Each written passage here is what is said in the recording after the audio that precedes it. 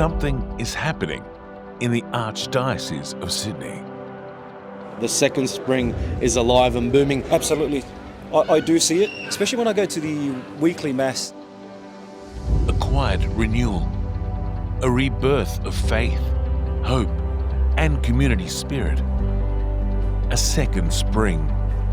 And just lately, I've noticed many signs of a second spring for the church here in Sydney.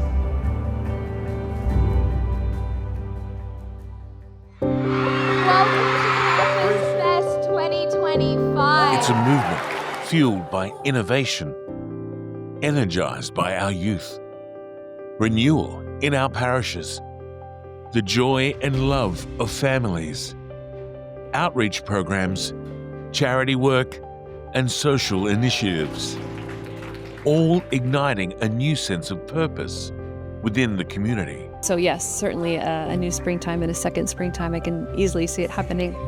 The second spring symbolizes a revival, an awakening of faith in a city increasingly emboldened to be Catholic. But what we're seeing now is a real openness to speak about faith, to speak about Jesus with people within our parishes and also to reach those beyond our parish walls as well. It's not just, of course, not just Sydney, it's happening across the West. There's a real hunger and uncertainty, especially amongst our young, about the big questions of life and who do they trust and how are they going to respond to the challenges that seem to be coming down the pipeline. Throughout the Sydney Archdiocese, the seeds of this second spring are blooming. A reminder that faith can flourish anew, full of life and promise.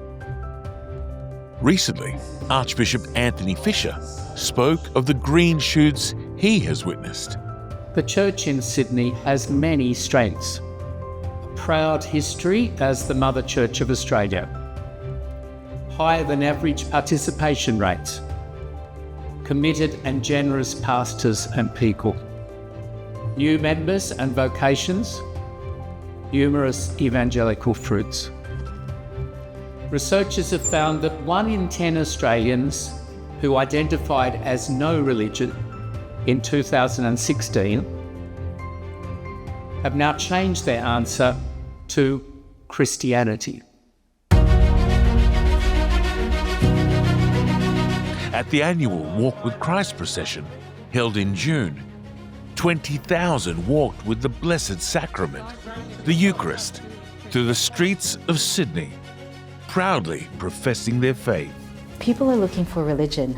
If we can offer them something, the true religion, the true faith, and we offer that to them in a way that is speaking to their hearts, but it's also specialized to their needs, that's when people want to engage, and that's when people get curious, and that's when people want to come.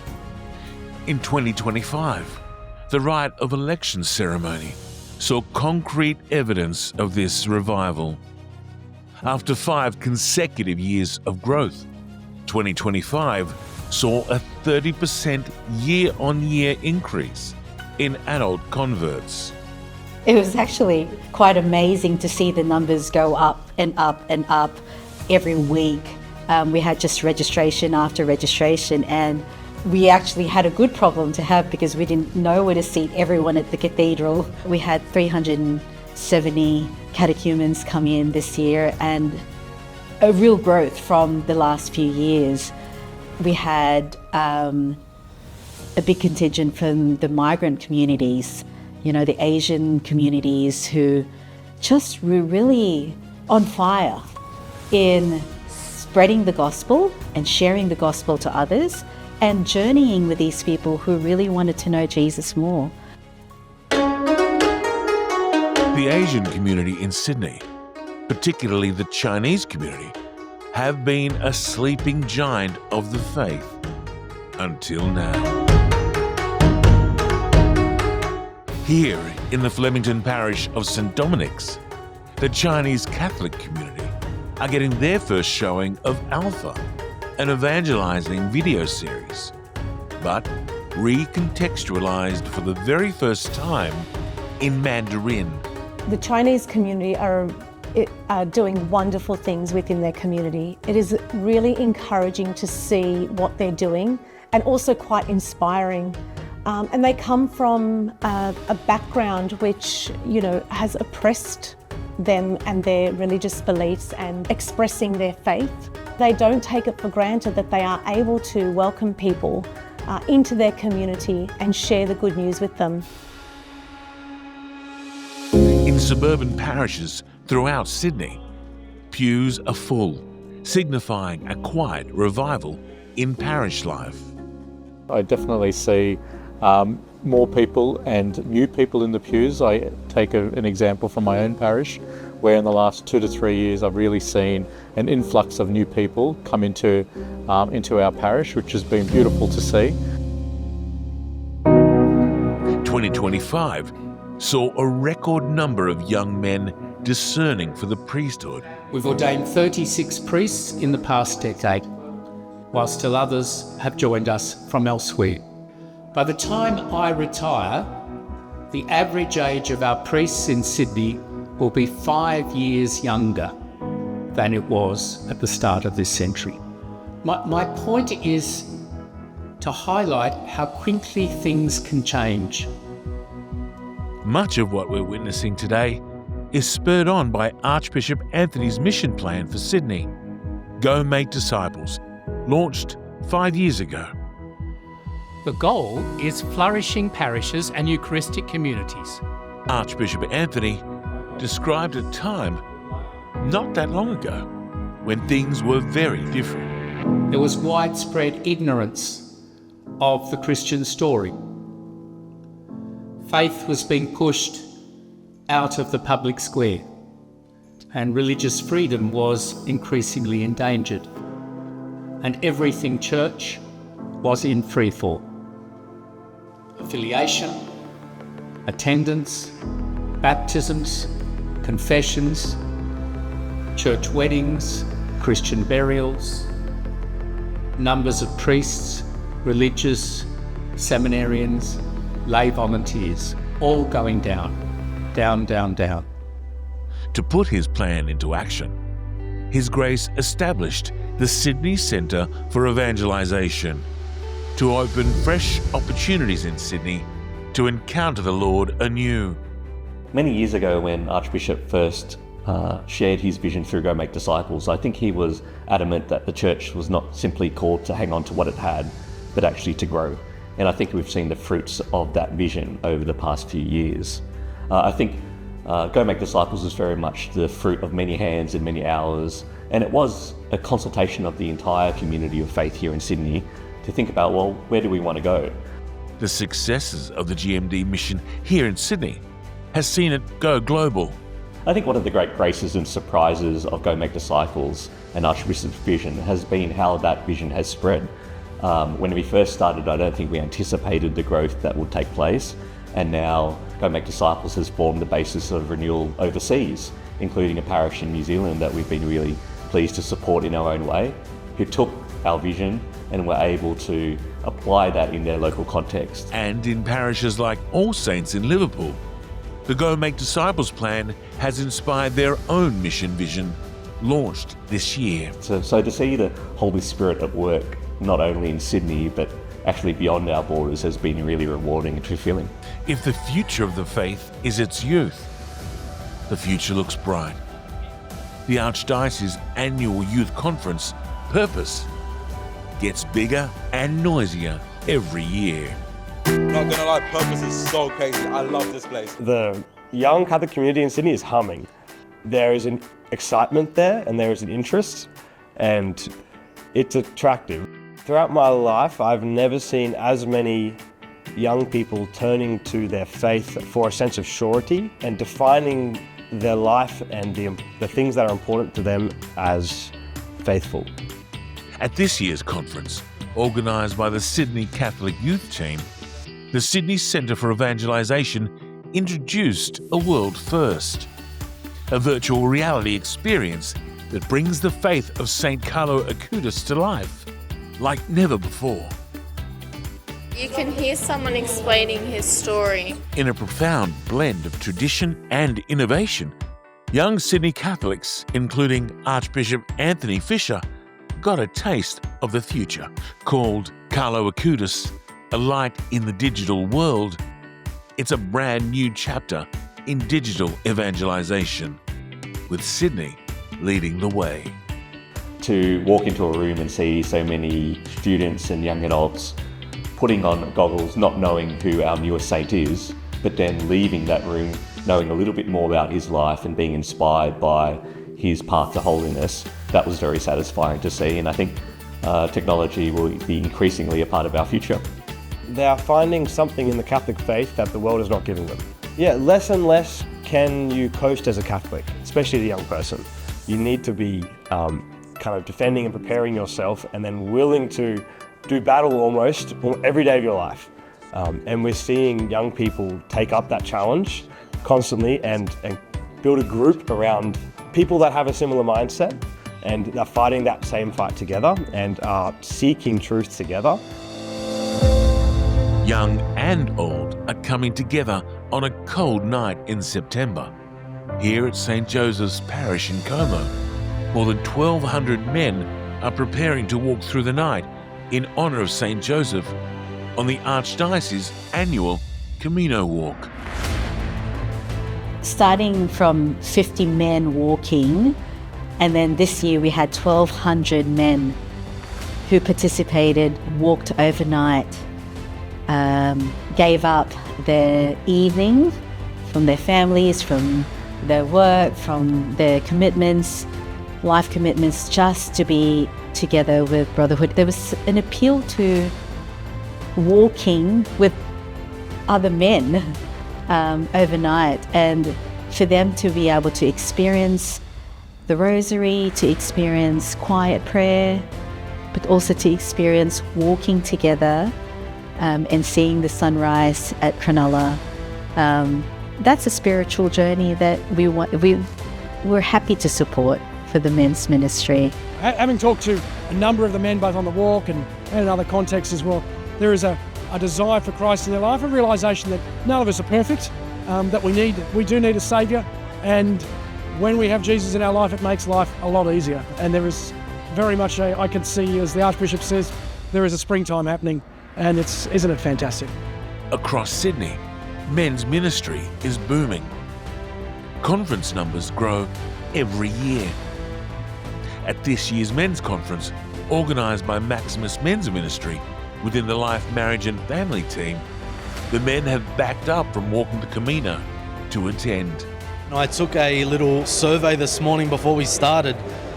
90% of this crowd were at the Camino, and only a couple of weeks later they're back here again. So it shows the real thirst for men's ministry and for depth and discovery of faith. So it's amazing that men are encouraged to journey together, not just once, but in continuity with one another throughout the year. There's definitely a revival happening in the church of strong men, like second spring coming for sure. Like you see it happening. Like look at the men here, you know. It's it's exciting. I can't wait to see what else the Lord has in store for us. Rain, hail or shine, on the first Saturday of every month, men gather at St. Mary's to pray the Rosary. Their numbers too are growing, and the world is taking notice. This video amassed over 3.6 million views in just 4 days. It's gone on to attract nearly 1.5 million views a day. There's a couple of us who have been around for a long time trying to make this work, and there is a whole new breed of young, energetic, thoughtful, intelligent men here who are going to make this happen. This is going to be a long revival. It's not just the blokes. At this year's Anointed Women's Conference, over 1,000 women have gathered for a day of prayer, formation and transformation. We can't find big enough venues to actually hold the events because we're getting not just hundreds but to the thousands of people wanting to participate. Everybody's so not only chill but very connected. This whole place is anointed. The people in this space, it's just like you can introduce yourself, you're connected. Of course, it's the Holy Spirit, but what is driving is I think there's an intentionality that people are using their baptismal vocations now and their gifts to really invite people to be part of the church. It's also giving them something that they're needing and they're looking for. So really looking at what the people's needs are. This year's Anointed Conference featured beloved Catholic speaker and podcaster, Sister Miriam James Heidland. We've been privileged and blessed to be able to welcome a lot of international speakers, influential Catholic speakers who really make an impact in someone's faith journey. And it is amazing to see and hear them acknowledge that there is something going on in Sydney and in Australia about a second spring or there's a movement. I've been very edified coming to the Archdiocese of Sydney and just seeing such beauty. The Fidelis Night, we spent time with your priests. We're here today, we're spending time with religious sisters tomorrow, and then the cathedral event. And everybody's so happy to be here, and there's a deep openness to what's going on. This is the first time I've come to an event because I'm a new convert. Coming into an atmosphere like this is really encouraging, I suppose, and I guess it does bolster my decision to come into the faith, knowing that there's all these other people around. Earlier this year, huge numbers also attended the Women's Lenten Retreat. I could see it growing even more, and sky's the limit.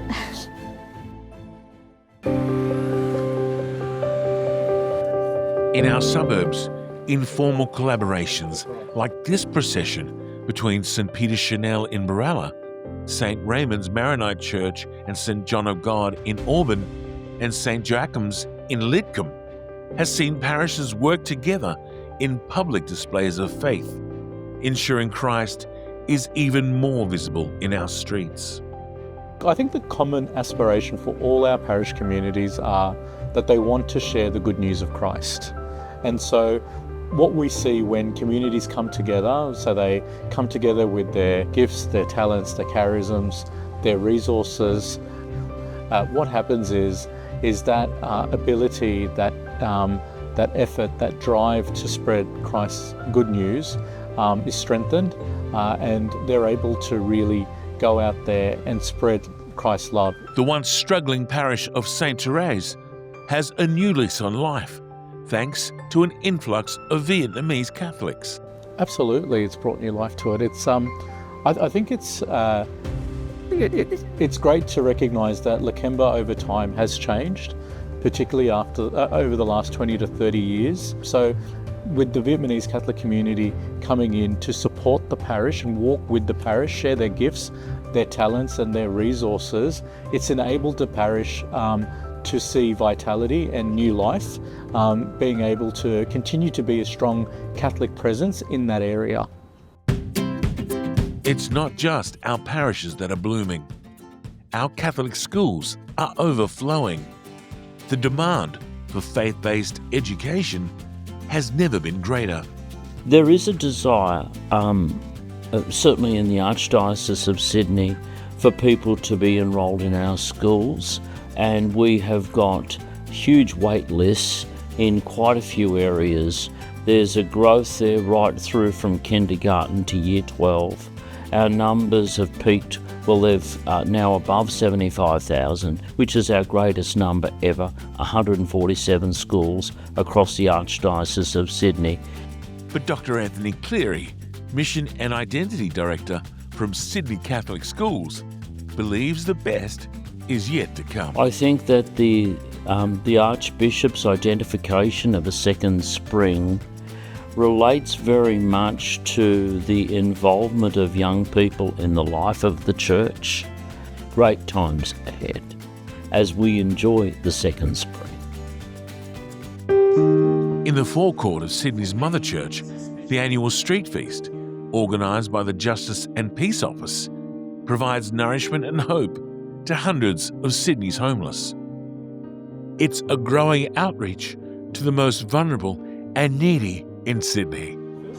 It is marvellous that the Archbishop is throwing this wonderful, spectacular feast for us.